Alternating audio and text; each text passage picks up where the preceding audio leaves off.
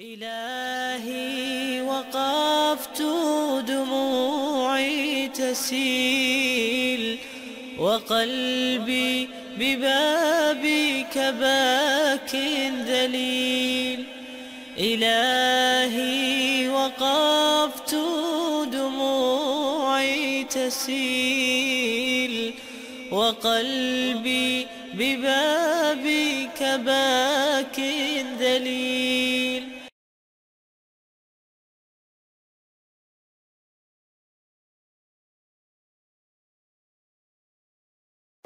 J'ai commencé par le péché original, parce que c'est ça qui est la base de tout ce qui vient après. Parce que quand j'ai discuté avec beaucoup de chrétiens, ils me disent que Adam et Ève ont péché, et que Dieu nous a aussi fait hériter leur péché. À cause d'eux, on a hérité du péché. Donc Jésus-Christ est venu pour ôter ces péchés-là. Donc moi, la première chose que je fais, c'est vous demander d'abord par respect, comment la conception, quelle est la conception chez vous du péché originel? Oui, c'est la même conception, c'est la même conception. C'est ce que j'ai dit, hein? Ce péché originel d'abord, ça veut dire que c'est l'origine. Et quand il y a quelque chose qui est à l'origine, ça veut dire que ça continue. Ça a des ramifications. Parce que, par exemple, le péché, par exemple, des parents, les enfants, et le péché des parents, et les bénédictions. Donc, lorsque Adam et Ève ont péché, voilà, Dieu a été très clair par rapport à leur sentence. Voilà, il y a eu une séparation entre lui avec eux, mais en même temps aussi, il n'a pas laissé les choses telles qu'elles sont. Dieu leur a promis d'envoyer, c'est-à-dire quelqu'un qui viendra réconcilier, rétablir cette relation qui a été brisée entre l'homme et Dieu. Et ce ne sera pas facile, il y a eu un terme dans Genèse 2:15 qui dit l'homme écrasera la tête du serpent et le serpent le mordra donc au talon. Ça c'est juste une figure qui montre que pour que cette relation soit rétablie, il faudrait qu'il y ait quelqu'un qui donne sa vie, qui offre sa vie. Ce ne sera pas facile. Donc, pour le salut, il faudrait que cette personne puisse offrir sa vie. Donc c'est ça, c'est être mordu par le serpent, mais en même temps aussi, l'homme écrasera donc, la tête du serpent pour montrer qu'il aura la victoire sur la tête du serpent. Et cette personne-là, c'est Christ. C'est pour ça qu'on dit que le premier Adam, c'est Adam et Ève, et puis le dernier Adam, c'est Jésus-Christ. De la même manière, par exemple, que le péché est entré dans le monde à travers un homme, de la même manière, le péché a été ôté donc, du monde à travers un homme. C'est le nouvel Adam, c'est Jésus-Christ. Donc, nous avons hérité, la Bible est très claire. Donc, l'enfant, dès que l'enfant est né déjà, regardez les enfants, dès qu'il est né, l'enfant commence à mordre, commence à tout ça. Ce qui montre que le péché qui a été provoqué par ses ancêtres, ce péché demeure en lui. C'est la raison pour laquelle l'enfant, dès qu'il est petit déjà, il fait des choses qui montrent qu'il est méchant, qu'il est mauvais, parce qu'il a hérité. Donc, voilà, c'est ça. Donc, c'est ça la notion du péché originel. Le péché à l'origine, et ce péché nous suit nous tous. En tant que nous, en tout cas, nous chrétiens, ça c'est notre donc, je sais que dans d'autres religions, donc, le péché est personnel. Personnel, le péché est personnel, mais chez nous, le péché des parents suit le péché, suit les enfants. D'accord. Maintenant, et normalement, comme vous le dites, les chrétiens et musulmans sont d'accord que Adam et Ève ont péché. Oui. Mais il y a une différence chez nous. Donc je vous pose la question, est-ce qu'Adam et Ève ont demandé pardon à Dieu? Est-ce qu'ils ont été pardonnés ou ils sont en enfer actuellement? Parce que dans le royaume des cieux, un pécheur ne rentre pas dans le royaume des cieux. Non, ils n'ont pas été péchés parce que Dieu a fait un sacrifice. Ils n'ont pas été pardonnés. Si. Actuellement, ils sont au paradis alors. Oui, parce qu'ils ont pardonné, parce qu'il y a ce qu'on appelle la dispensation. C'est-à-dire chaque période avec un processus pour le pardon. Mais est-ce qu'il y a un verset biblique dans l'Ancien Testament qui montre qu'ils ont été pardonnés? Parce que Dieu a eu... Ce qui s'est passé, quand ils ont péché, donc ils sont allés se cacher, Et quand ils sont allés se cacher, ils sont rendus comme ils étaient nus. Oui. Et qu'est-ce qu'ils ont fait? Ils sont allés prendre des trucs là pour se couvrir ici. Mais qu'est-ce qui s'est passé? Dieu a tué un animal. Et là, il a pris la peau de l'animal pour les couvrir avec. C'est-à-dire que ce sang qui a été versé là, c'est le sang qui les a sanctifiés, qui l'a purifié. Parce que tu sais que le sang a une puissance, a un pouvoir. Ouais, Vous-même, donc chez le juif même, quand quelqu'un pêche, il va chez le sacrificateur, et il met sa tête, il met sa main sur la tête du sacrificateur en confessant ses péchés. Au moment où il confesse ses péchés, les péchés, par exemple, le quitte, et le péché entre dans le, comment dire encore, la bête. Oui. Et maintenant, par exemple, le sang couvre les péchés. Oui. Et quand Dieu te regarde, parce qu'il y a eu le sang qui a été versé, Dieu te fait grâce. Mais chaque fois que vous péchez, il faut toujours tuer un animal. Il faut toujours un animal. C'est comme chez nous, les frères musulmans, comme vous là. Donc, avant de vous... Il y a ce qu'on appelle les ablutions pour vous sanctifier, pour vous purifier. Oui. N'est-ce pas, non? Oui. Voilà, pour pouvoir, par exemple, être en relation avec Dieu. C'est la même chose. Maintenant, voilà. Là, nous, dans le Coran, Allah il dit qu'Adam et Ève ont demandé pardon à Dieu et Dieu les a pardonnés. Oui, mais chez vous, là, c'est-à-dire dans le Coran, mais chez nous, la signification qui montre qu'il les a pardonnés, c'est le sang. Mais est-ce qu'il y a un verset qui stipule clairement que Dieu les a pardonnés à travers ça? Parce que le Nouveau Testament, par exemple, on dit quoi? C'est par le sang de l'agneau que nous avons été sanctifiés, que nous avons été purifiés. Mais l'agneau là-bas, ça représente Jésus-Christ. Oui, oui, mais à l'époque, il y avait des agneaux. Oui, mais avant que Jésus ne vienne, on sacrifiait des agneaux à l'époque. Non, j'ai dit, est-ce qu'il y a un verset clair qui montre qu'Adam et Ève, dans la Bible, ils ont été pardonnés? Oui. À travers ce sacrifice-là? Oui. Par exemple, quel verset? Non, à travers ce sacrifice, attends.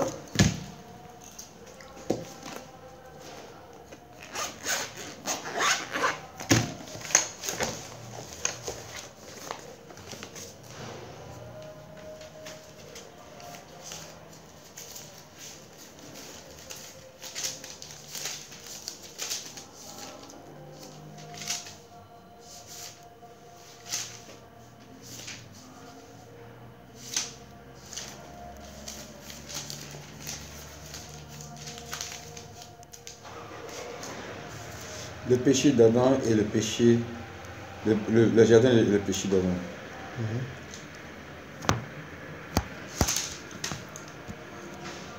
Ça, c'est une Bible, hein?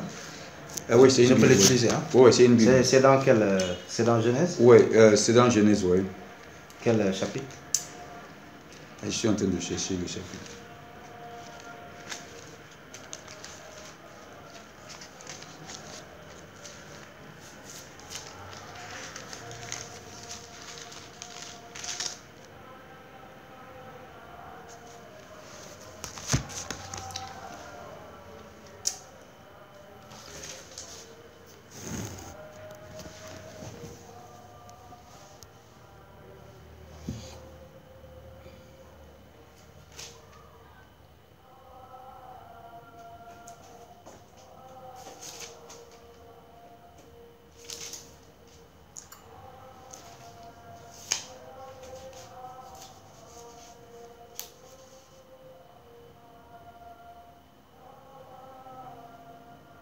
Si vous ne le voyez pas. Non, non, si, c'est là, ne t'en fais pas.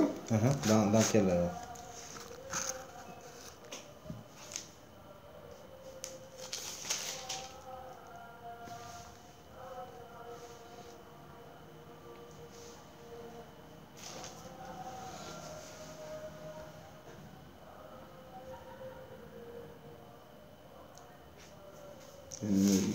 Qu'ils étaient nus, attends.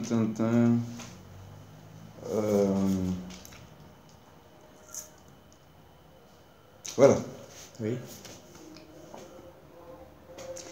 La femme vit que l'arbre était bon à manger et agréable à la vue et qu'il était précieux pour ouvrir l'intelligence, et puis il s'enfuit.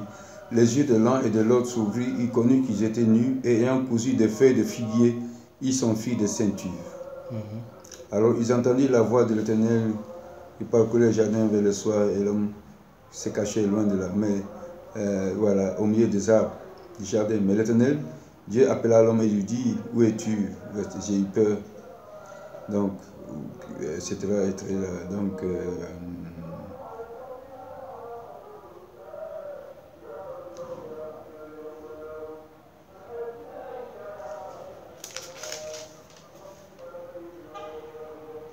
Voilà. Donc, chapitre 3. Oui. Le chapitre, Genèse chapitre 3. Au verset 21. Chapitre 3. Voilà. Verset 21. Il dit, le Seigneur fit à l'homme et à sa femme des vêtements de peau de bête et les en habilla. Puis il se dit, voilà que l'homme est devenu comme un Dieu pour ce qui est de savoir ce qui est bien ou mal. Il faut l'empêcher maintenant d'atteindre aussi l'arbre de la vie. S'il en mangeait les fruits, il vivrait indéfiniment. Le Seigneur, Dieu renvoya avec l'homme du jardin d'Éden. Je lis jusqu'à où? Non, non, c'est seulement le verset 21. Mais là, le verset 21, parce qu'il se trouvait que lorsqu'ils étaient nus, au verset attends. Et là, le verset 21. Attends. Le verset. Voilà, au verset, chapitre 3, verset 7.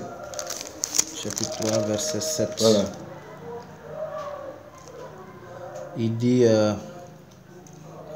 Alors ils se virent tous deux qu'ils étaient. Là, ils ont écrit seulement qu'ils étaient et ils se rendirent compte qu'ils étaient nus. Voilà. Ils attachèrent ensemble des feuilles de figuier et ils s'en firent chacun une sorte de pagne. Le soir, quand souffle la... Non. Et puis tu laisses là, tu viens maintenant au verset 21. Que je t'ai dit tout à l'heure. Oui, Verset 21. Ils disent que c'est le Seigneur fit à l'homme et à sa femme des vêtements de peau de bête Voilà. et les en habilla. Voilà, c'est ça. Mais est-ce que ici, parce qu'ici on ne voit rien qui montre que Dieu a sacrifié déjà l'animal pour le pardon de Adam et Ève. Il dit juste qu'il les a utilisés pour leur donner des vêtements. Oui. Ça c'est maintenant. La doctrine, on va passer à une étape supérieure. La doctrine qui dit que les enfants ont hérité du péché d'Adam. Est-ce qu'il y a un prophète qui l'a enseigné dans l'Ancien Testament? Parce que Dieu il dit dans Amos 3,7 qu'il ne fait rien sans pour autant le révéler ses secrets à ses serviteurs les prophètes. Donc normalement, si ce péché-là qui a causé la damnation de l'être humain jusqu'à que Dieu a dépêché son fils pour qu'il soit sacrifié, normalement chaque prophète devrait enseigner cette doctrine que les enfants doivent hériter du péché de les prophètes. C'est pourquoi je demandé les prophètes, à cause de la parole qui se trouve dans Amos 3,7. Est-ce qu'il y a un prophète qui a enseigné cette... Voilà, mais il ne faut pas, la Bible, vous savez la Bible là, il ne faut pas prendre ça de manière requise, il faut prendre ça de manière globale. C'est pourquoi non. Il faut prendre ça de manière globale. Mais on doit commencer avec les prophètes, qui sont les maîtres à enseigner. Les peuples suivent les prophètes. Les prophètes sont les intermédiaires entre Dieu et les hommes. Donc c'est pourquoi à chaque fois, moi je demande l'enseignement des prophètes. Parce qu'aucun homme après les prophètes ne doit enseigner le contraire de ce que les prophètes ont enseigné. Ok.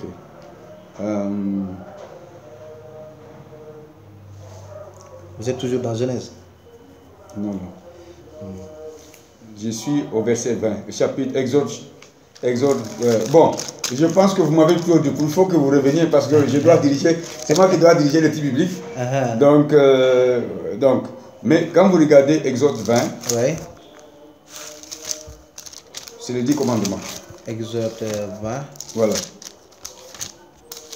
Oui, je suis dans 20. Dans quel verset? Alors Dieu prononça toutes ces paroles en disant: Je suis l'Éternel ton Dieu qui t'ai fait sortir du pays d'Égypte, de la maison de ta servitude. Tu n'auras pas d'autre Dieu devant ma face.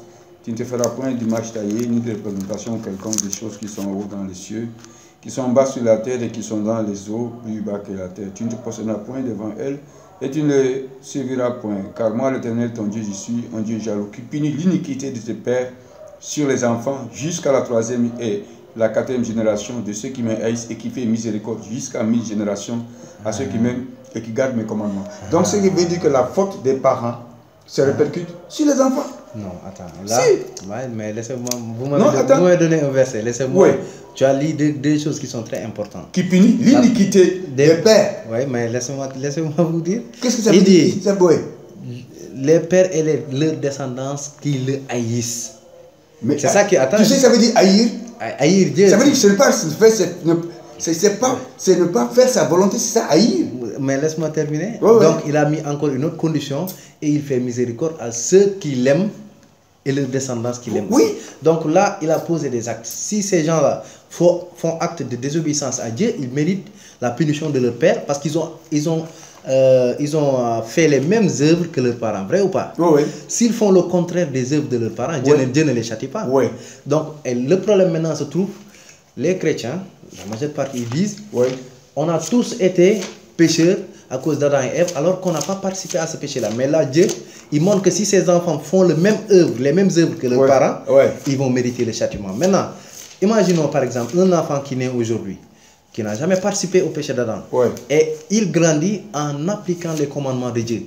Est-ce que Dieu va le punir avec ce péché adamique-là? On peut pas appliquer les commandements de Dieu. Si. Non. Abraham, Dieu a dit qu'il a appliqué tous ses commandements. Attends, parce que dans Jacques, il y a 10 commandements, ce qu'on appelle la loi morale. Oui. Tu aimeras ton père, tu ne mentiras pas, tu ne commettras pas l'adultère, tu ne voleras pas, etc. 10 commandements. Et Jacques dit, si par exemple, bon moyen, un seul commandement, ça veut dire que tu as loupé tous les autres commandements. Jacques me dit, c'est très clair. Donc ça veut dire que mon ami, ce n'est pas possible. Mais Abraham, Dieu dit dans Genèse qu'Abraham a appliqué tous ses commandements. Non. Si. Bon, c'est dans le Coran. Non, dans la Bible, j'ai dit. Non, c'est-à-dire que ce qu'il a dit, mais c'est-à-dire que c'est sa foi qui a fait qu'il a été compté comme quelqu'un qui a été juste. Mais Dieu dit qu'il a appliqué tous ses commandements. Dans la Bible? Dans la Bible, oui. Dans Hébreu ou bien quoi? Dans Genèse. C'est pas le peu où ça a été imputé à justice? Non, attends, je te donne le passage.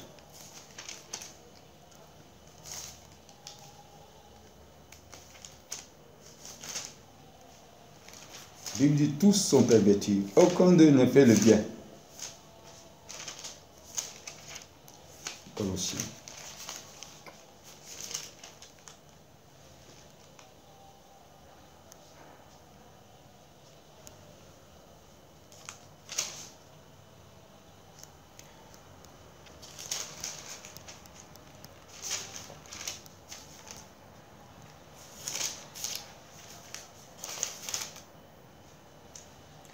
Voilà, ça est là. Dans Genèse 26, 4, je multiplierai ta postérité comme les étoiles du ciel. Je te donnerai à ta postérité toutes ces contrées et toutes les nations de la terre seront bénies en ta postérité. 26, 5. Parce qu'Abraham a obéi à ma voix et qu'il a observé mes ordres, mes commandements, mes statuts et mes lois. La deuxième des choses, allez dans Ézéchiel ou bien Deutéronome 24, 16. Deutéronome 24, 16, il dit...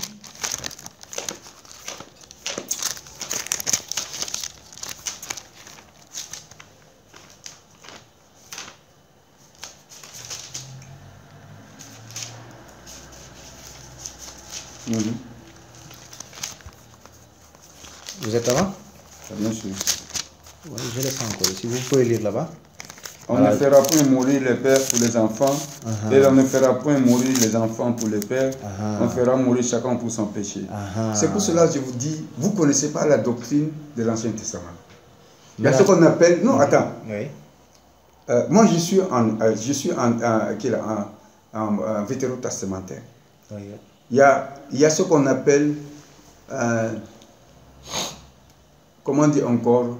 Il y a ce qu'on appelle le kit collectif et l'individuel. Le collectif touche tout le monde. Mais est-ce que dans la Bible, c'est pour ça que je t'ai demandé, est-ce qu'il y a un prophète qui a enseigné que les enfants d'Adam ont hérité du péché d'Adam et Ève par la bouche d'un prophète? Si c'est dans l'Ancien Testament, moi j'ai lu, peut-être j'ai pas vu. C'est dans l'Ancien Testament, c'est dans les psaumes. Psaume, où est-ce que Dieu l'a dit? Bon, mais les psaumes c'est qui? C'est David. Non mais David, mais qui a écrit la Bible? La Bible c'est des hommes. Comment les hommes ont écrit la Bible? Bon, il y en a qui ont fait des recherches comme Luc. Non. Si. C'est la Bible dit dans en Pierre 2,9. C'est inspiré. Les hommes ont écrit de la part de Dieu, inspiré par le Saint-Esprit. Maintenant, pasteur, là, regarde maintenant. Non. Regarde maintenant. En Pierre, oui. Regarde maintenant. Moi, ouais. Vous savez, aujourd'hui, on n'a pas le temps. comme j'ai dit, hein, attends.